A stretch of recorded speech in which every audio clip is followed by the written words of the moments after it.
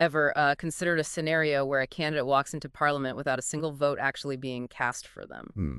Today, on the deep dive, we're tackling something really fascinating and, well, crucial for Indian democracy. It's directly relevant for your UPSC preparation, you know? Absolutely. It touches everything from the Representation of the People Act right down to the very core of electoral participation. Exactly. We're digging into a significant discussion sourced from the Hindu about the Supreme Court's recent look at unopposed elections. And specifically, the petition challenging Section 532 of the Representation of the People Act, 1951. Right. So for you listening, understanding this is pretty key. We're looking at, well, potential shifts in election law, the basics of voting rights. Yeah, this discussion should give you some valuable perspective. It's really at the intersection of law, democracy, citizen rights, all kicked off by this petition from the Vitti Center for Legal Policy. In their core argument. Their core argument is that uncontested elections deny voters a fundamental right, the chance to choose NOTA, none of the above. Okay, so let's unpack that. To really get a handle on it, maybe start with the current law. What exactly does Section 532 of the RPA 1951 say? Well, Section 532 is pretty straightforward. It says if, after the deadline for candidates withdrawing nominations passes, if only one candidate is left standing, basically, for that constituency, that person is just automatically declared elected. Automatically, so no voting needed at all. No voting takes place. The single candidate wins purely because there's no opponent, by default. And that automatic win, that's the crux of the challenge from the Vitti Center, right? What are their main arguments against it? Their challenge focuses on a few key things. Primarily, like we said, Okay. they argue that in an uncontested election, voters lose their fundamental right to choose NOTA. Okay. They argue this denial itself violates voters' fundamental rights. And critically, their argument leans heavily on a major Supreme Court ruling from 2013. That would be the People's Union for Civil Liberties versus Union of India case, the big NOTA judgment. Exactly that one. A real landmark case. Could you just remind us, what was the main finding there? Well, in that 2013 PUCL case, the Supreme Court was quite clear. It recognized the right to cast a negative vote using NOTA as an integral part of the freedom of expression. Guaranteed under Article 91 of the Constitution. Precisely. So the Vitti Center is now arguing, look, this right to express disapproval via NOTA, it's constitutionally recognized. It should be available to every voter. Regardless of how many candidates there are. Yes. Their core point is, just because there's no competition doesn't mean a voter loses their right to say, I disapprove of this candidate. That's a powerful argument. To really see the impact, though, how often does this actually happen? Unopposed elections in the Lok Sabha. Well, the petition cites Election Commission data, and it shows that between 1951 and 2024, there were 26 instances. 26 times someone got elected unopposed to the Lok Sabha. Right, and that means effectively over 8.2 million voters in those areas never got to cast a vote, including NOTA. 8.2 million, that's quite a number. Were these spread out evenly or more common at certain times? They were definitely more common in the earlier years of the Republic. For instance, 7 cases in 1957 alone. Wow. Then 5 each in 1951 and 1967, 3 in 62, it really drops off after that.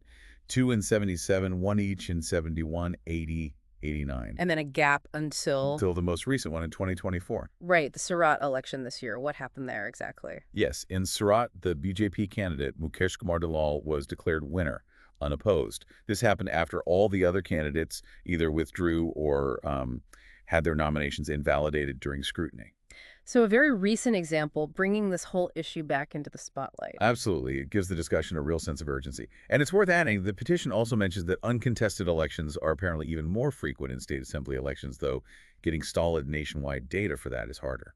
Okay, so the petitioners have a case built on fundamental rights, the NOTA judgment, historical examples. What's the Election Commission of India's take on this? How did they respond in court? The ECI, well, they presented a different view in their counter affidavit. They stressed that, yes, unopposed elections happen, but statistically, they're actually quite rare. Rare? How rare? They pointed out that out of 20 Lok Sabha elections between 51 and 2024, only 9 saw any unopposed candidates at all. And significantly, only 1 instance since 1989. Before Surat, obviously. So their argument is kind of like this isn't a major systemic problem anymore. That seems to be the implication. Although, this ATSA case does raise the question, even if it's rare, does it still need addressing if it touches on fundamental rights? Right. The Commission's main line seems to be that with democracy maturing, more political participation, more voter awareness, the chances of uncontested elections happening are minimal these days. And what about NOTA specifically in these single candidate situations? What's the ECI's position there? Their position is quite firm on that. They maintain NOTA is an option that, it only exists when there's actual polling. When you physically go to vote. Exactly. In an unopposed election where no voting happens, NOTA just doesn't fit into the current legal setup. They see it as an option on a ballot amongst competing candidates. Not as a vote against the sole candidate. Correct. It's not designed for that, according to the ECI's interpretation of the current rules. So if we wanted NOTA to be an option, even when there's just one candidate, the ECI thinks the law itself would need to change. Precisely. The Commission stated clearly that making NOTA applicable in those single candidate scenarios would need amendments.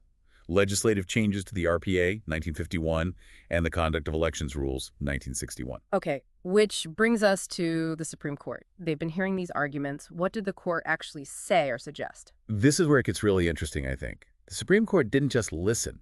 They actually floated a pretty significant idea. Oh, what was that? They suggested that maybe a sole candidate should still have to get a minimum number of votes to be declared elected, even if unopposed. A minimum threshold, like a percentage of the voters. Yes, they threw out figures like maybe 10% or 15% of the total registered voters in the constituency.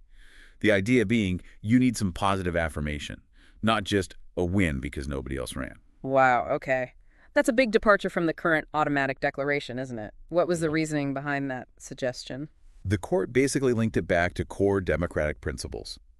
Governance, ideally, rests on some form of majority support or at least plurality in a contested race. Makes sense. So even unopposed, they argued, a candidate should maybe show some minimal level of acceptance from the people they'll represent to uphold the spirit of democracy. They questioned the idea of someone getting into parliament by default. Exactly. Without even a small fraction of voters actively saying yes. The court didn't make it a directive, mind you. Just a suggestion. A strong suggestion. They advised the government to seriously think about putting a provision like this in place for the future, but they left the specifics, like the exact percentage, up to Parliament to decide. Okay, so bringing this back to our listener, the UPSC aspirant, how does all this fit into their preparation? What are the key takeaways for understanding Indian polity? Well, for anyone preparing for UPSC, this whole case is just a fantastic real-world example of how our electoral laws aren't static. They evolve. Right. It shows the system in action. Exactly. It directly connects to fundamental rights, Article 19(1)(a), freedom of expression, the right to vote, the right to dissent via NOTA. That's core constitutional stuff. And obviously the Representation of the People Act itself. Absolutely. A cornerstone of the polity syllabus. Plus, it shows the dynamic between the judiciary, the legislature, the ECI, how they all interact to shape election processes. And thinking about electoral reforms, too. Definitely. Analyzing the pros and cons of the Supreme Court's suggestion, how it balances efficiency versus fundamental rights, that's prime critical thinking material for the mains exam. And remembering how that 2013 NOTA judgment underpins the whole current argument is key. So let's just recap quickly. We've got the current law, Section 532, allowing automatic election for a sole candidate. The challenge saying this violates the right to NOTA, based partly on the 2013 judgment. Right. The history showing it used to be more common but still happens, like in Surat. Yes. The ECI saying it's rare and NOTA needs law changes to apply here. Correct. And finally, the Supreme Court suggesting a minimum vote threshold might be needed even for unopposed candidates to ensure democratic legitimacy. That sums it up nicely. It really highlights this tension, doesn't it? Between making elections work smoothly and making sure every citizen's voice, even a no, can be heard. It really does. So a question for all of you listening, especially those deep in UPSC prep, thinking about everything we've discussed, what do you see as the best way forward?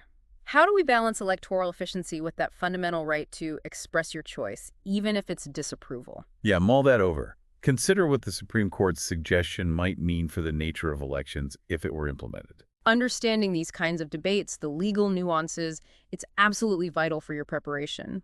Keep this discussion in mind when you analyze current events around Indian polity for prelims and mains. Definitely worth keeping track of how this develops. And if you found this deep dive into the Supreme Court's observations on unopposed elections valuable for your UPSC journey, please do hit like, subscribe to the deep dive, and maybe leave a comment. Yeah, let us know if you have questions or other topics you'd like us to tackle. Your engagement really helps us tailor these discussions. Just a reminder, this analysis was based on reporting from The Hindu. Thanks for tuning in.